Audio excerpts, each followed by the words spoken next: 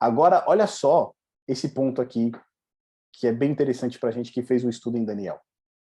Deus ordenou como os serviços do santuário deveriam ser realizados, estabelecendo como os sacrifícios e ofertas deveriam também ser realizados. No livro de Levítico, nós temos a relação de todos estes sacrifícios e ofertas. Tá? No livro de Levítico, ele vai dar todos os sacrifícios que tinham que ser feitos, holocaustos, oferta pelo pecado, oferta de paz. Tem toda uma descrição de como esses sacrifícios e essas ofertas deveriam ser feitas. E aqui a gente vai observar dois ritos em específico. Tá? O primeiro deles, ele está lá em Êxodo, capítulo 29, a partir do verso 38. E esse aqui é um ponto interessante. Lá em Êxodo, capítulo 29, verso 38, está escrito assim, ó, eis o que você terá que sacrificar regularmente sobre o altar. A cada dia, 2 cordeiros de 1 ano. Ofereça um de manhã e o outro ao entardecer. Esse sacrifício que era realizado regularmente significa o quê? Um sacrifício que era realizado todos os dias. Era um sacrifício que não cessava. Ou seja, todos os dias, 2 cordeiros precisavam ser sacrificados, um pela manhã e um outro ao entardecer. E o que significava esse sacrifício? Esse sacrifício era um sacrifício que era realizado, que comunicava ao povo que o perdão de Deus estava disponível. Quando esse sacrifício era realizado, né, o povo olhava para o santuário e sabia que o perdão de Deus estava disponível. Então, se ele cometesse qualquer pecado, né, que não fosse uma ofensa grave, ele podia olhar para o santuário, que lá naquele momento o sacrifício estaria sendo feito, ou da tarde ou da manhã. E ali ele teria o perdão dos seus pecados. E esse é um ponto interessante, tá, meus irmãos? Não é qualquer pecado que você fazia que você ia lá e sacrificava um animal no santuário, né? Eram apenas ofertas pelo pecado, né, que são ofensas grandes, vamos dizer assim. Então, para aqueles pecados que você cometia, né, um pouquinho menos graves, né, você tinha esse perdão contínuo através do sacrifício que era feito. Então você podia olhar para o santuário, ver lá que estava sendo feito esse sacrifício e ter o perdão dos seus pecados. Esse termo regularmente, ou seja, né, sacrifício contínuo que não cessava, ele tem relação direta com Daniel capítulo 8, no verso 11.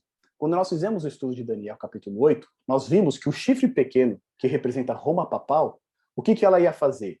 Ela ia se engrandecer contra o príncipe do exército, e por ele foi tirado o sacrifício contínuo, e o lugar do seu santuário foi lançado por terra. Então a gente vê aqui que nas profecias de Daniel, o poder representado por Roma papal, ele ia atacar o quê? O sacrifício contínuo e ia deitar o santuário por terra. Quando a gente olha todo o rito do santuário e vê que aquilo era uma figura do que Cristo iria fazer, tá certo? Então aquele sacrifício que ocorria regularmente, agora não existe mais sacrifício, mas Cristo habita no santuário celestial e ele está a todo momento disposto para perdoar os nossos pecados. Tá certo? A qualquer momento que a gente cometer qualquer ofensa, a gente pode se dirigir a Deus em oração, confessando os nossos pecados, e ele vai nos perdoar. A gente viu que lá em Daniel capítulo 8, 11, né, o poder representado por Roma papal, ele faz um ataque a esse sacrifício.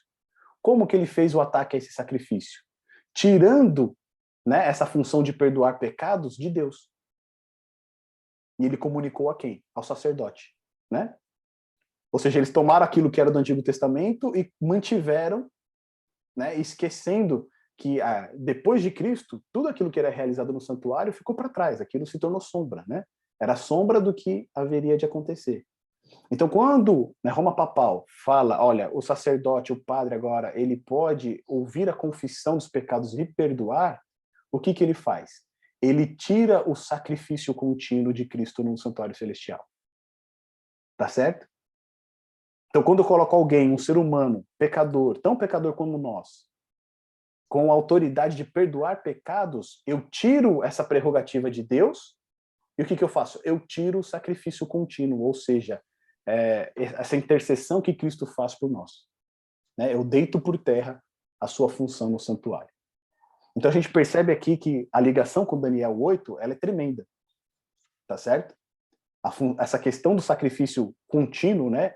O sacrifício regular, ela está diretamente ligada com Daniel capítulo 11, quando Roma papal ataca essa questão de perdoar pecados, né? Ela toma para si aquilo que pertence somente a Deus. Somente Deus que perdoava o pecado.